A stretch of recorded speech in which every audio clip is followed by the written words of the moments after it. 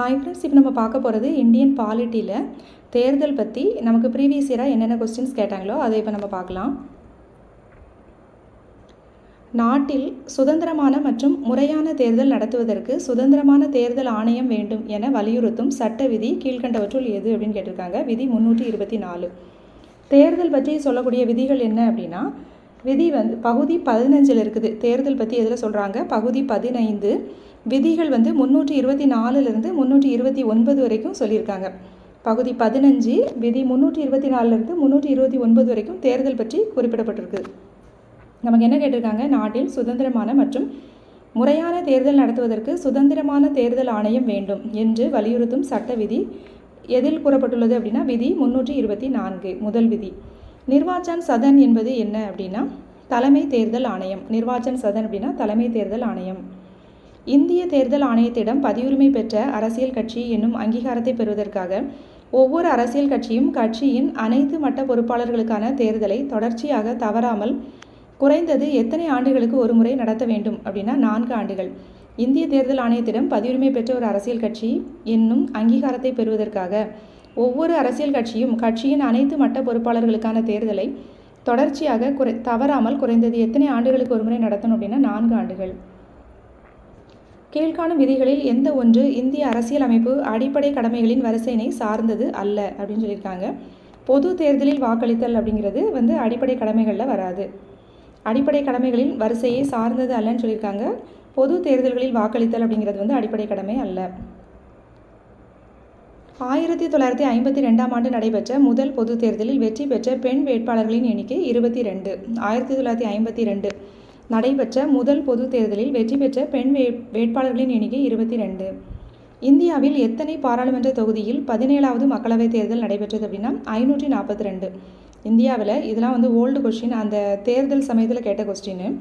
இந்தியாவில் எத்தனை பாராளுமன்ற தொகுதியில் 17வது மக்களவைக்கான தேர்தல் நடைபெற்றது அப்படின்னா 542. இப்போ நமக்கு நடந்தது எத்தனாவது தேர்தல்? 18வது மக்களவைத் தேர்தல். அப்போது 18வது மக்களவைத் தேர்தல் எத்தனை தொகுதியில், பாராளுமன்ற தொகுதியில் நடைபெற்றது அப்படிங்கிறத உங்கள் கமெண்ட்ஸில் சொல்லுங்கள். எந்த மக்களவைத் தேர்தலில் வாக்கு ஒப்புகை சீட்டு முறை நடைமுறைக்கு வந்தது? விவிபேட் சொல்லுவோம்ல, அது எந்த மக்களவைத் தேர்தலில் நடைமுறைக்கு வந்ததுன்னா 2014 மக்களவைத் தேர்தல். எந்த மக்களவைத் தேர்தலில் வாக்கு ஒப்புகை சீட்டு முறை நடைமுறைக்கு வந்தது? 2014வது மக்களவைத் தேர்தல்.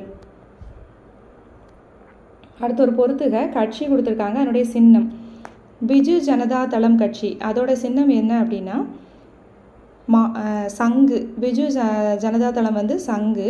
சிரோன்மணி அகாலிதளம் தராசு. சிரோன்மணி அகாலிதளம் தராசு. ஜம்மு காஷ்மீர் தேசிய மாநாட்டு கட்சியுடைய சின்னம் ஏர்கலப்பை. ஜம்மு காஷ்மீர் தேசிய மாநாட்டு கட்சியோட சின்னம் ஏர்கலப்பை. மக்கள் ஜனசக்தி கட்சி. மக்கள் ஜனசக்தி கட்சிக்கு மாளிகை. இப்போ ஆன்சர் ஏ. இந்தியாவில் அரசியல் கட்சிகளுக்கு அதிகாரப்பூர்வமான அங்கீகாரம் வழங்குவது தேர்தல் ஆணையம். இந்தியாவில் அரசியல் கட்சிகளுக்கு அதிகாரப்பூர்வமான அங்கீகாரம் வழங்குவது தேர்தல் ஆணையம். அடுத்தது ஒரு பட்டியல் 1 பட்டியல் 2 பொறுத்துக. மக்களவைத் தேர்தல்கள் நடைபெற்ற ஆண்டு அதை பொறுத்துகன்னு சொல்லியிருக்காங்க. 6, 10, 12, 14ன்னு கொடுத்துருக்காங்க இந்த பக்கம். இந்த பக்கம் நமக்கு ஆண்டு கொடுத்துருக்காங்க. இதை நம்ம ஈஸியாகவே தெரியாட்டா கூட நம்ம இதை ஆன்சர் பண்ணலாம். எப்படின்னா 6வது, அடுத்து 10, அப்புறம் 12, 14. அப்போ நம்ம ஏறு வரிசையில் ஆர்டர் பண்ணிட்டோம்னாலே நமக்கு ஆன்சர் வந்துடும். 6வது என்ன நம்பர், சின்ன நம்பர்லேருந்து பெரிய நம்பருக்கு ஆர்டர் பண்ணிடலாம். 6, அடுத்து 10, 12, 14ன்னு தான் கொடுத்துருக்காங்க. அப்போது இது ஏறு வரிசையில் தான் இருக்குது. அந்த மாதிரி ஆர்டர் பண்ணிட்டாவே நமக்கு ஆன்சர் வந்துடும். 6க்கு என்ன கொடுத்துருக்காங்க? 1977. 10க்கு 91. அடுத்து 12 2004. 12க்கு 1998. 14 2004. அப்போ ஆன்சர் சி.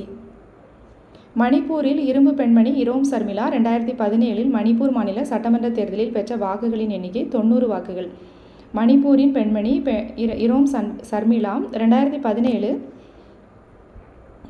மணிப்பூர் மாநில சட்டமன்ற தேர்தலில் பெற்ற வாக்குகள் 90. தேர்தல் ஆணையம் தனது வருடாந்திர அறிக்கையினை யாருக்கு சமர்ப்பிக்க வேண்டும் அப்படின்னா இந்திய குடியரசுத் தலைவருக்கு. தேர்தல் ஆணையம் தனது வருடாந்திர அறிக்கையினை யாருக்கு சமர்ப்பிக்க வேண்டும்? இந்திய குடியரசுத் தலைவருக்கு. பின்வருவனவற்றுள் எதை தேர்தல் ஆணையம் அங்கீகரிக்கப்பட்ட அரசியல் கட்சிக்கு வழங்குகிறது அப்படின்னா தேர்தல் சின்னம். பின்வருவனவற்றில் எதை தேர்தல் ஆணையம் அங்கீகரிக்கப்பட்ட அரசியல் கட்சிக்கு வழங்குகிறது? தேர்தல் சின்னம். அடுத்து கீழ்கண்டவற்றுள் அரசியலமைப்பு அடிப்படையிலானது எதெல்லாம் அப்படின்னா நிதி ஆணையம், நிதி ஆயோக், பிராந்திய சபை, தேசிய வளர்ச்சி மன்றம், இந்திய தேர்தல் ஆணையம், யூஜிசி இதெல்லாம் கொடுத்துருக்காங்க. இதில் எதெல்லாம் வந்து அரசியலமைப்பு அடிப்படையிலானது அப்படின்னா என்னென்னா, அரசியலமைப்பு அடிப்படையிலானது அப்படின்னா என்னென்னா அதற்கான என்ன இருக்கும், சட்ட விதிகள் இருக்கும், அதாவது சரத்துகள் இருக்கும். சரத்துகள் எதுக்கெல்லாம் இருக்குதோ அது வந்து அரசியலமைப்பு அடிப்படையிலானது. சரத்துகள் இல்லை அப்படின்னா அது வந்து அரசியலமைப்பு அடிப்படை இல்லாதது. இப்போ நிதி ஆணையத்துக்கு நம்ம என்ன சொல்லுவோம், விதி 280 படி நிதி ஆணையம் அமைக்கப்பட்டிருக்கு. ஆனால் நிதி ஆயோக்குக்கு அந்த மாதிரி சரத்துக்கள்லாம் கிடையாது. பிராந்திய சபைக்கு இல்லை, தேசிய வளர்ச்சி மன்றத்துக்கும் இல்லை. தேர்தல் ஆணையம் வந்து பகுதி 15 விதி 324லேருந்து 329 வரைக்கும் தேர்தல் ஆணையத்தை பற்றி சொல்லுது நம்ம பார்க்குறோம். யூஜிசிக்கும் அந்த மாதிரி சரத்துக்கள் இல்லை. அப்போ நமக்கு இதில் வந்து அரசியலமைப்பு அடிப்படையிலானது எதெல்லாம், நிதி ஆணையமும் தேர்தல் ஆணையமும் இந்த ரெண்டுக்கும் தான் சரத்து இருக்குது. நிதி ஆணையத்துக்கு விதி 280, தேர்தல் ஆணையம் வந்து பகுதி 15 விதி 324லேருந்து 329 வரைக்கும் தேர்தல் ஆணையம். அப்போ ஆன்சர் வந்து 1 மற்றும் 5. அதான் ஆன்சர் பி 1 மற்றும் 5.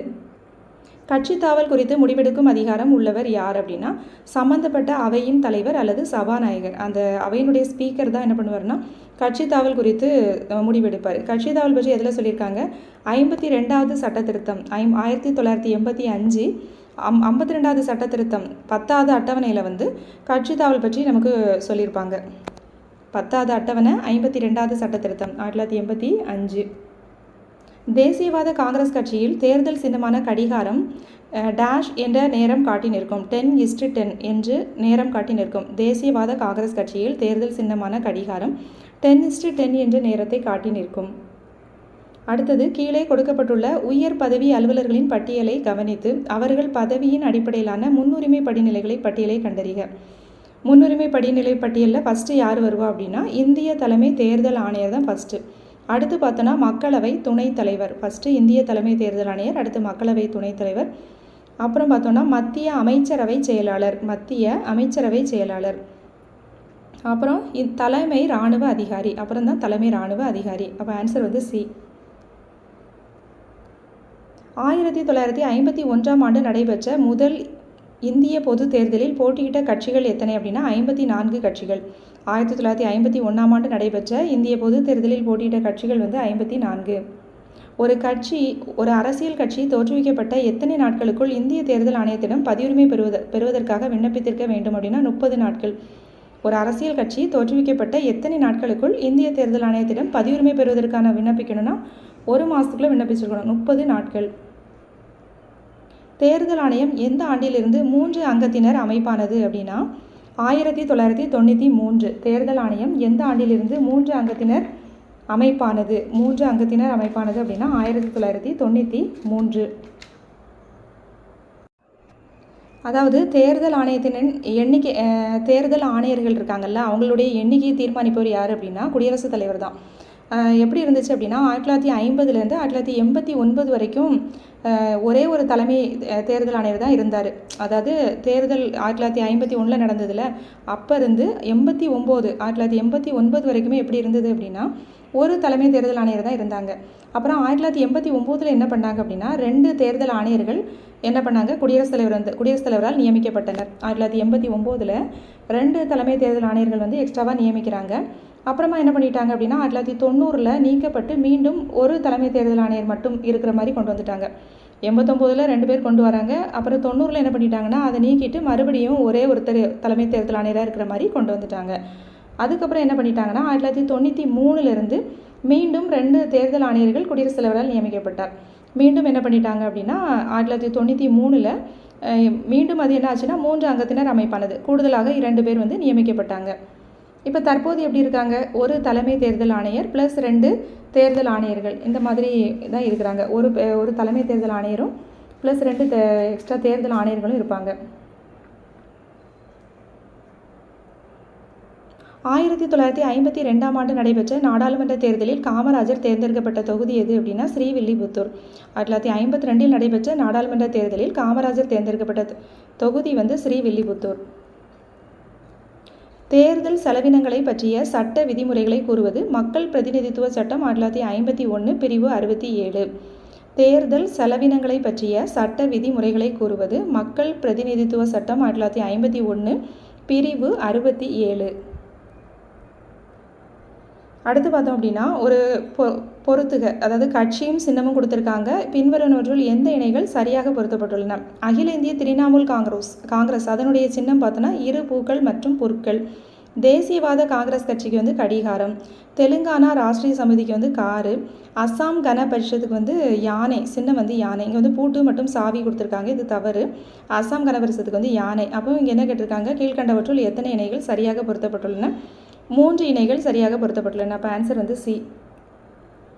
எந்த பொது தேர்தலில் மின்னணு வாக்கு எந்திரம் அனைத்து பாராளுமன்ற தொகுதியிலும் பயன்படுத்தப்பட்டது? 2004ஆம் ஆண்டு பொது தேர்தல். எந்த பொது தேர்தலில் மின்னணு வாக்கு எந்திரம், அதாவது இவிஎம் மிஷின் இருக்குல்ல, அந்த இவிஎம் மிஷின் வந்து அனைத்து பாராளுமன்ற தொகுதியிலும் பயன்படுத்தப்பட்டது அப்படின்னா 2004ஆம் ஆண்டு பொது தேர்தல்.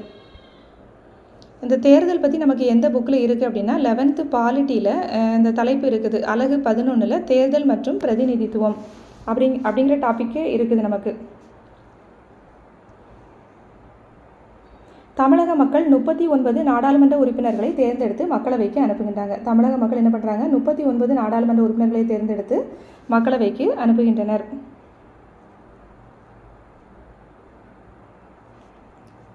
மக்களவை தேர்தலுக்காக நமது நாடு என்ன பண்ணியிருக்காங்க? 543 தொகுதிகளாக பிரிக்கப்பட்டுள்ளது. மக்களவை தேர்தலுக்காக நமது நாடு 543 தொகுதிகளாக பிரிக்கப்பட்டுள்ளது. ஒவ்வொரு தொகுதியிலிருந்தும் தேர்ந்தெடுக்கப்படும் பிரதிநிதி ஒரு நாடாளுமன்ற உறுப்பினர் என்று அழைக்கப்படுகின்றார். ஒவ்வொரு தொகுதியிலும் தேர்ந்தெடுக்கப்படக்கூடிய பிரதிநிதி தான் நம்ம என்னன்னு சொல்கிறோம்? நாடாளுமன்ற உறுப்பினர் அப்படின்னு சொல்கிறோம்.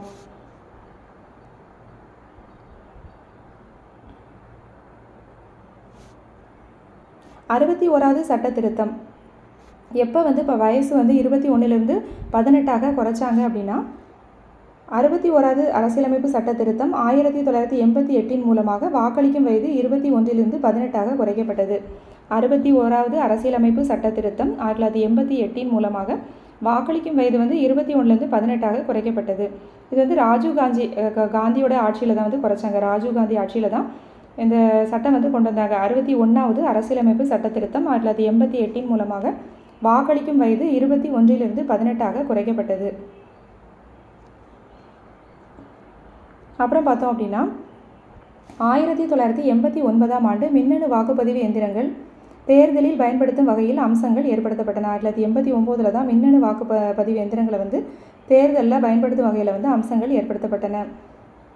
அதே மாதிரி 1989 வாக்குச்சாவடியை கைப்பற்றுவதனை தடுக்கிறதுக்காக தேர்தலை ஒத்திவைக்கும் நடைமுறை கொண்டு வரப்பட்டது. 1989 வாக்குச்சாவடியை கைப்பற்றுவதை தடுப்பதற்காக தேர்தலை ஒத்திவைக்கும் நடைமுறை வந்து கொண்டு வரப்பட்டது. அதே மாதிரி என்ன பண்ணுவாங்க அப்படின்னா வாக்குப்பதிவு நடைபெறுவதற்கு 48 மணி நேரத்துக்கு முன்பிருந்து அந்த பகுதியில் வந்து மதுபான விற்பனைகள் வந்து தடை செய்வாங்க. எத்தனை மணி நேரத்துக்கு முன்பிருந்து தடை செய்வாங்கன்னு கேட்டாங்க அப்படின்னா 48 மணி நேரத்துக்கு முன்பிருந்து என்ன பண்ணுவாங்க, அந்த இடத்துல வந்து மதுபான விற்பனை தடை செய்வாங்க. தேர்தலில் போட்டியிடும் ஒரு வேட்பாளர் எதிர்பாராமல் மரணமடைந்து விட்டால் சம்பந்தப்பட்ட கட்சிக்கு மாற்று வேட்பாளரை பரிந்துரைப்பதற்கான வாய்ப்புடன் 7 நாட்கள் அவகாசம் கொடுப்பாங்க. அதே மாதிரி தேர்தல் தினத்தன்று பதிவு செய்யப்பட்ட வாக்காளர்களுக்கு ஊதியத்துடன் விடுமுறை கொடுக்கணும் அப்படிங்கிறதையும் இதில் சொல்லியிருக்காங்க. ஊதியத்துடன் விடுமுறை, வாக்காளர்களுக்கு பதிவு செய்யப்பட்ட வாக்காளர்களுக்கு ஊதியத்துடன் விடுமுறை. அதே மாதிரி பார்த்தீங்கன்னா 1998 ஒரு அம்சம் கொண்டு வந்தாங்க. என்ன அப்படின்னா உள்ளாட்சி அதிகாரிகள், தேசியமயமாக்கப்பட்ட வங்கிகளின் பணியாளர்கள், பல்கலைக்கழக ஊழியர்கள், இந்திய ஆயுள் காப்பீட்டு நிறுவன ஊழியர்கள், அரசு நிறுவனங்களின் பணியாளர்கள் மற்றும் அரசு உதவி பெறும் நிறுவனங்களின் ஊழியர்கள் ஆகியோர் தேர்தல் தினத்தன்று பணியில் ஈடுபடுத்தப்பட்டனர்.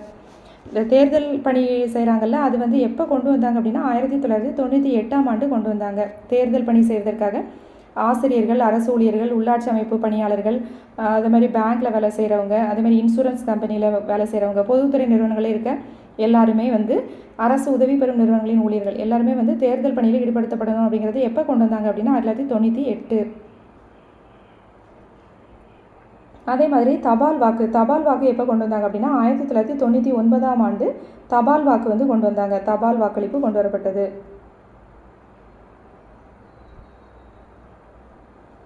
அடுத்து பார்த்தோன்னா 2003ஆம் ஆண்டு இராணுவத்தில் பணிபுரிபவர்கள் தங்களின் சார்பாக பதிலி வாக்கு அளிக்கும் முறை வந்து கொண்டு வரப்பட்டது. 2003 வந்து இராணுவத்தில் பணிபுரிபவர்கள் தங்களின் சார்பாக பதிலி வாக்கு அளிக்கும் முறை வந்து கொண்டு வரப்பட்டது. அதே மாதிரி பார்த்தோன்னா அதே 2003ஆம் ஆண்டு தேர்தல் ஆணையம் வேட்பாளர்களின் முந்தைய குற்றச்சம்பவங்கள் மற்றும் சொத்துக்கள் பற்றிய விவரங்களை பிரகடனப்படுத்துமாறு உத்தரவிட்டது. தேர்தல் ஆணையம் என்ன பண்ணுச்சுன்னா 2003ஆம் ஆண்டு வேட்பாளர்களின் சொத்துகள் மற்றும் குற்ற சம்பவங்கள் பற்றிய விவரங்கள் அதெல்லாம் வந்து கொடுக்கணும் அப்படின்னு சொன்னாங்க. அதே மாதிரி பார்த்தோன்னா அதே 2003 மாநிலங்களவை தேர்தல் சீர்திருத்தங்கள் மேற்கொள்ளப்பட்டு வேட்பாளர்களின் வசிப்பிடம் தொடர்பான கட்டுப்பாடுகள் வந்து நீக்கப்பட்டன. அதே மாதிரி அதே 2003ஆம் ஆண்டு வேட்பாளர்களின் தேர்தல் செலவு கணக்கில் பயண செலவினங்களுக்கு விதிவிலக்கு அளிக்கப்பட்டது. 2003 வேட்பாளர்களின் தேர்தல் செலவினங்களுக்கு பயண செலவினங்களுக்கு வந்து விதிவிலக்கு அளிக்கப்பட்டது. அதே மாதிரி பார்த்தோம் அப்படின்னா 2009ஆம் ஆண்டு தேர்தலுக்கு பிந்தைய கருத்து கணிப்புகள் நடத்தி முடிவுகளை அறிவிப்பதற்கு கட்டுப்பாடுகள் விதிக்கப்பட்டன. 2009 தேர்தலுக்கு பிந்தைய கருத்து கணிப்புகள் நடத்துவாங்கள்ல, அதை நடத்தி முடிவுகளை அறிவிக்கிறது வந்து கட்டுப்பாடுகள் விதிக்கப்பட்டன. அதே மாதிரி பார்த்தோன்னா அதே 2009ஆம் ஆண்டு தேர்தலின் போது தவறான நடவடிக்கைகளில் ஈடுபடும் நபர்கள் தகுதி இழப்பு செய்யக்கூடிய நடைமுறை வந்து அப்போ தான் வந்து கொண்டு வந்தாங்க 2009. அதே மாதிரி 2010ஆம் ஆண்டு வெளிநாடு வாழ் இந்திய குடிமக்களுக்கும் வாக்குரிமை வழங்கப்பட்டது. 2010 வந்து வெளிநாடு வாழ் இந்திய குடிமக்களுக்கும் வாக்குரிமை வழங்கப்பட்டது. 2011ஆம் ஆண்டு தேர்தல் செலவினங்களுக்கான உச்சவரம்பு அதிகரிக்கப்பட்டது. 2011 தேர்தல் செலவினங்களுக்கான உச்சவரம்பு அதிகரிக்கப்பட்டது.